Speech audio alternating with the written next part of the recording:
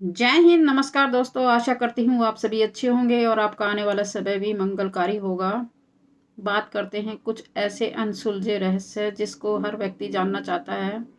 क्योंकि जीवन में हमारे लिए सबसे इम्पोर्टेंट चीज़ क्या है। आप सोचोगे तो आपको लगेगा कि शायद हमारे लिए सबसे इम्पोर्टेंट धन है, क्योंकि धन बहुत ज़रूरी है, क्योंकि धन के बिना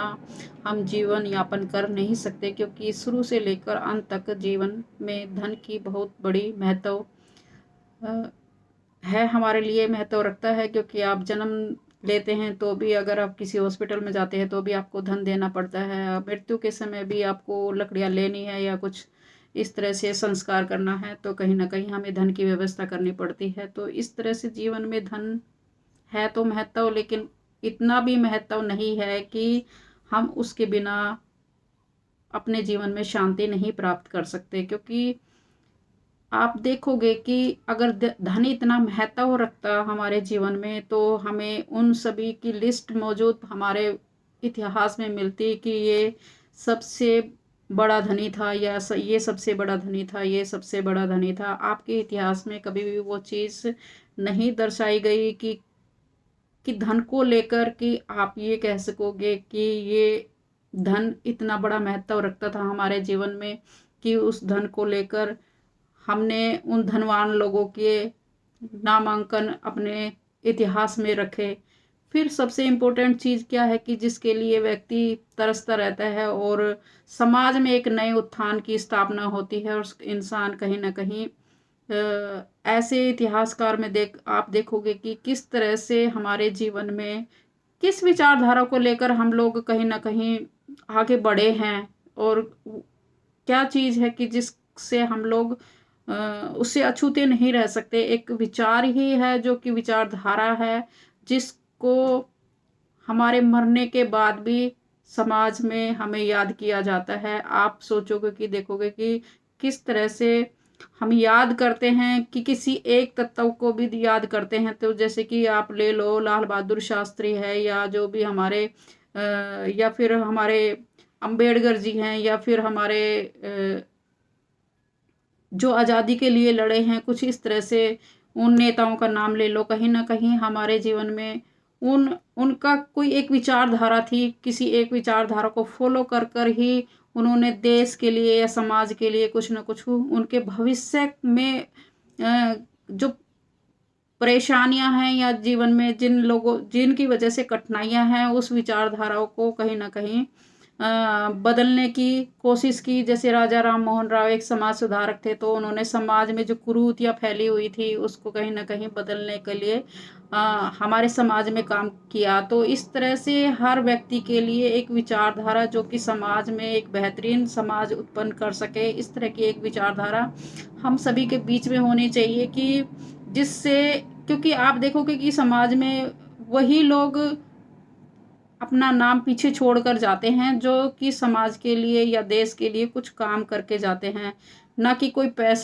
पैसे वाले का नाम कभी भी आपको। अभी प्रेजेंट में आप देख सकते हो कि किस तरह से अडानी अंबानी पैसों के लिए तो अभी हमें याद हैं, लेकिन इनकी मृत्यु के बाद कितने कितने सालों तक हम उनको याद रखेंगे। कि हो सकता है उसके बाद कोई और ज़्यादा पैसे वाला व्यक्ति हमारे सामने आ जाता है तो हम उसको याद करेंगे। तो इस तरह से पैसा एक मायने नहीं है, लेकिन हमारी विचारधारा क्या बहुत बड़ी मायने रखती है। क्योंकि हर व्यक्ति एक विचारधारा के निहित ही जन्म लेता है। उसकी ऊर्जा है कहीं ना कहीं साथ, जो ग्रहों के अनुसार आप देखोगे कि हर व्यक्ति कहीं ना कहीं, हर व्यक्ति एक ऊर्जा के तहत ही वह काम करता हुआ नजर आता है। जो भी हमारे जीवन में, जैसे कि आप देखोगे कि हर 7 ऊर्जाएँ हैं, 7 ग्रह हैं हमारे जीवन में बहुत इम्पोर्टेंट हमारे जीवन में रोल अपनाते हैं। 7 दिन होते हैं, 7 वंडर हैं, और 7 हमारे कुंडली जागरण के लिए भी हमारे 7 ही चक्र हैं। तो इस तरह से 7 का हमारे जीवन में बहुत ही बड़ा रोल है, कि जो कि हम इसके इर्द-गिर्द ही घूमते हुए नज़र आते हैं। आप देखोगे कि सूर्य है, चंद्रमा है, मंगल है, बुध है, बृहस्पति है, शुक्र है, शनि है। तो राहु केतु तो लेकिन छाया ग्रह हैं, वो हमारे जीवन पे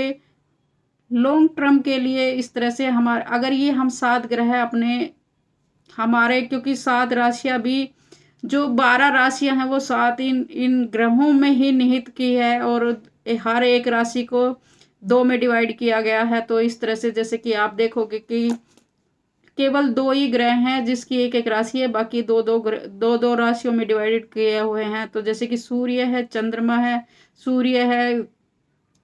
सूर्य की राशि 1 है और चंद्रमा की राशि 1 है। तो इस तरह से शुक्र की राशि 2 है, 2 और 7 राशि जो होती है वो शुक्र के अधीन आती है। ऐसे बुध की राशि 3 और 6 होती है। तो इस तरह से जो 12 राशियां हैं वो भी कहीं ना कहीं 7 ऊर्जा में डिवाइडेड किया हुआ है। तो इस तरह से हमारे जीवन में इन जो कि ग्रहों का बहुत बड़ा रोल है, और इसी विचारधारा के अनुसार हम लोग आगे बढ़ते हुए नजर आते हैं। अगर हम अपने जीवन में अपनी ऊर्जा को जान लेते हैं कि हमारा किस ऊर्जा के तहत जन्म हुआ है, किस ऊर्जा के तहत हमें आगे बढ़ना है। तो क्योंकि ब्रह्मांड में जो पहले संरचना की थी ज्योतिषियों, आप देखते हो कि हर व्यक्ति को पहले ज्योतिष का ज्ञान होता था। क्योंकि आप देखोगे हमारे बुजुर्ग भी बताते थे कि इतनी छाया आ गई है तो इतना टाइम हो गया है, इतना ही अब पूर्णमासी है, अब अमावस्या है। तो हर व्यक्ति को ज्योतिष का ज्ञान था, और उसी के तहत वो आगे अपने जीवन में कहीं ना कहीं शुभता लेकर आता था। लेकिन समय के साथ हमारे जीवन में इस तरह से बाधाएं उत्पन्न हो गई, और हर व्यक्ति कहीं ना कहीं ज्योतिषियों में मिलावटी हो गई, और उसके अकॉर्डिंग कहीं ना कहीं वो एक इस तरह का संसाधन बन गया कि लोग उससे फायदा उठाने लग गए। और जीवन में कोई भी अगर हमें चीज चाहिए तो हम आडंबरों में ज्यादा घुस गए। कहीं ना कहीं जो जो ज्योतिष था वो कहीं ना कहीं इंसानी जगत को अच्छा मार्ग देने के लिए था, उसके जीवन में कुछ ना कुछ शुभता देने के लिए ही ज्योतिष था। क्योंकि आप देखोगे कि ज्योतिष इतना बड़ा ज्ञान है कि उसमें कितना ही ज्ञान प्राप्त कर लो कहीं ना कहीं वो छोटा होता हुआ नजर आता है। क्योंकि ज्योतिष इतना ग्रह नक्षत्र हैं, ग्रह हैं, और कहीं ना कहीं जो भी वेद पुराण है वो सभी ज्योतिषी उसमें आते हैं, और मंत्र हैं वो भी ज्योतिषी उसमें आते हैं। तो इस तरह से ये जो ज्योतिषीय ज्ञान है वो उसकी डिग्री लेना, या उसमें कितनी ही आप, एक होती है ना कि उसका कितना ही ज्ञान प्राप्त कर लो फिर भी ऐसे लगता है कि बहुत छोटा है उसका ज्ञान। तो हम उसको ज्ञान को प्राप्त करने के लिए भी कहीं ना कहीं हमें सालों साल लग जाएं, या कहीं ना कहीं इतना इतना पढ़ लो फिर भी हमें ऐसे लगता है कि जैसे हमने कुछ पढ़ा ही नहीं है। क्योंकि जो ज्योतिष है वो कहीं ना कहीं हमारे जीवन से शुरू से लेके आखिर तक कहीं ना कहीं हमारा एक एक पल का हिसाब ज्योतिष के गणनाओं में चक्कर में फंसा हुआ है। और हर व्यक्ति किसी एक ऊर्जा के तहत काम कर रहा होता है। जैसे कि कोई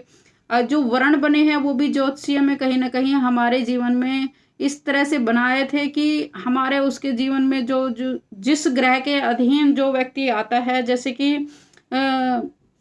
ब्राह्मण वर्ण है, जैसे कि गुरु की राशि है और चंद्रमा की राशि है, अगर उसके तहत आते हैं तो वो ब्राह्मण वर्ग हो गया। क्योंकि ब्राह्मण का क्या है कि वो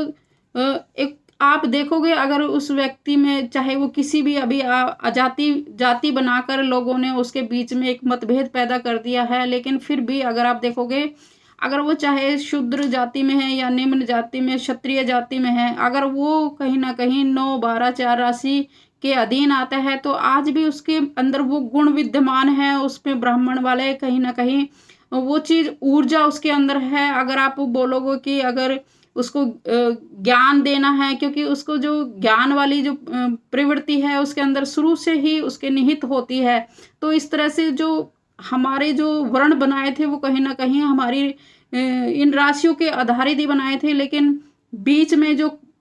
लोगों ने उसका मिसयूज करना शुरू कर दिया कि शूद्र है तो शूद्र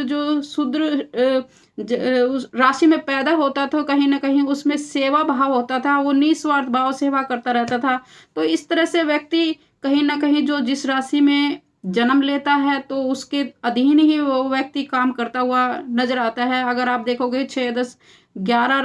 राशि में अगर भाव में अगर बैठा हुआ व्यक्ति शनि है तो कहीं ना कहीं वो नौकरी ही करता है, इस तरह से व्यापार नहीं कर पाता। क्योंकि हर राशि अपना प्रभाव हमारे जीवन पर छोड़ती है। इस तरह से क्षत्रिय जैसे कि मंगल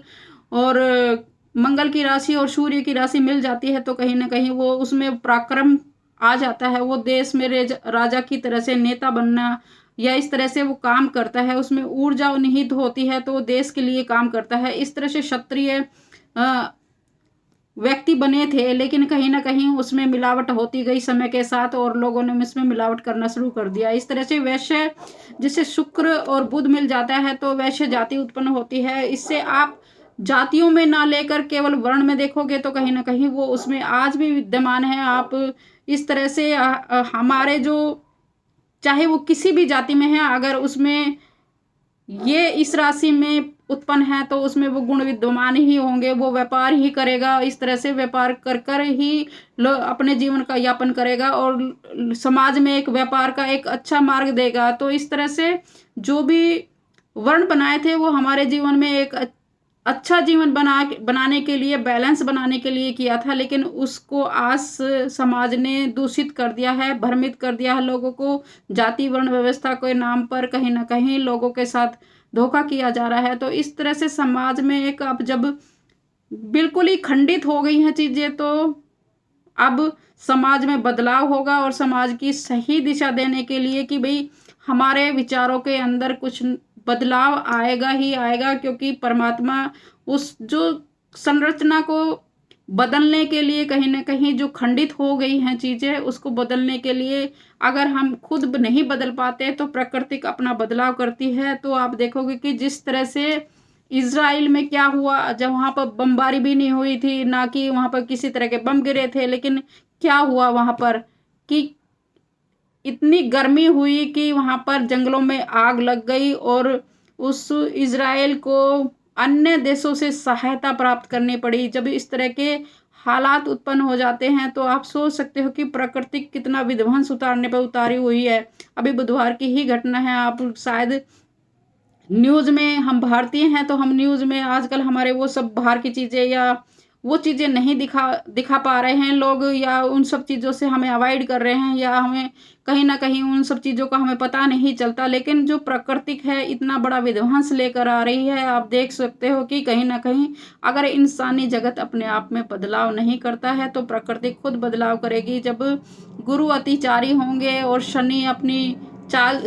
ने तो अपनी चाल चलनी शुरू कर दी है, और मंगल भी और राहु केतु जो भी मिलकर ये सभी 8 सालों में कुछ इस तरह का बदलाव करेंगे। अगर इंसानी जगत अपने आप की अपनी विचारधाराओं में बदलाव नहीं करता है तो आने वाले समय में खुद ब खुद प्राकृतिक बदलाव का एक ऐसा रूप दिखाएगी कि इंसान को सोचने पे मजबूर कर ही देगी कि इंसान किस दिशा में जा रहा है, हमें किस दिशा में बढ़ना है। हमें उस पर हमारे विचारों में परिवर्तन होगा, हमारी विचारधारा एक सत्य की तरफ जाएगी कि जो इंसानी जगत है किस वर्ण व्यवस्था में जाना है, और हमारा क्योंकि एक बैलेंस बनाने के लिए ये सब चीज़ें परमात्मा ने हमारे सामने रखी थी, लेकिन इंसानी जगत ने उसमें मिलावट कर अपने स्वार्थवश